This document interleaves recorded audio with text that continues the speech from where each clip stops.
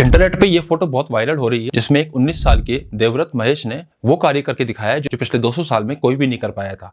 ये ऐसा कहते हैं कि आज तक के इतिहास में आज तक सिर्फ 3 ही लोग ऐसा कार्य कर पाए हैं। उन्होंने यजुर्वेद का पिछले 50 दिन में दंड क्रम प्राणायाम होता है उसको कंप्लीट किया है। तो मैं सिंपल शब्दों में बोलूं तो उन्होंने अपनी मेमोरी का एक बहुत ही जबरदस्त यहाँ पे एग्जाम्पल सिद्ध किया है कि किस प्रकार से ह्यूमन मेमोरी जो है ना वो एआई से भी खतरनाक हो सकती है। ये चीज उन्होंने यहाँ प्रूव करके दिखाई है।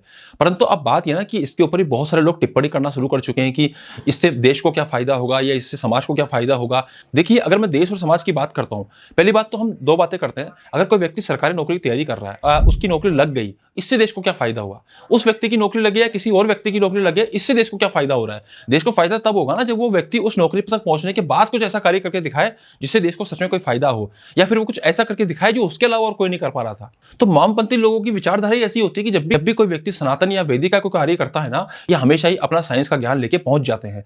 अब आप एक चीज समझिए, अगर हमारे स्कूल पद्धति में, अगर हमारे स्कूल एजुकेशन सिस्टम के अंदर हम लोग इस वैदिक ज्ञान को इन्वॉल्व कर देना, तो हमारा स्कूल एजुकेशन सच में बहुत इवॉल्व हो जाएगा, बहुत ज्यादा अच्छा बन जाएगा। क्योंकि अभी का जो हमारा स्कूल एजुकेशन सिस्टम है ना, उसमें हो क्या रहा है, बच्चा जाता है, रट्टे मारता है, 12 साल तक रट्टे मारता है, फिर नीट आईआईटी की तैयारी करता है, उसके बाद वो फिर कॉलेज पहुंच जाता है, फिर वहां दोबारा रट्टे मारता है। एक डिग्री ही सब कुछ रह गया है, और डिग्री के बाद फिर वो दोबारा सरकारी नौकरी के लिए रट्टे मारता रहता है या पढ़ता रहता है, और फाइनली पढ़ते पढ़ते पढ़ते पढ़ते अंत में उसकी नौकरी लग जाती है या नौकरी नहीं लगती है। लेकिन एजुकेशन का जो बैकग्राउंड है ना, उस एजुकेशन बैकग्राउंड सीखने का बहुत कम रहा है और रटने का बहुत ज्यादा रह चुका है। तो इस तरह के एजुकेशन सिस्टम को अगर हम थोड़ा बदल कर इसमें वैदिक इन्वॉल्वमेंट अगर हम करते हैं ना, तो हमारे मेमोरीज में, हमारे सोचने की क्षमता में, और इस जमाने में जब बहुत ज्यादा डिजिटलाइजेशन हो चुका है, इस जमाने में भी हम अपने दिमाग को, अपनी मेंटल हेल्थ को बहुत अच्छा कर सकते हैं। धन्यवाद।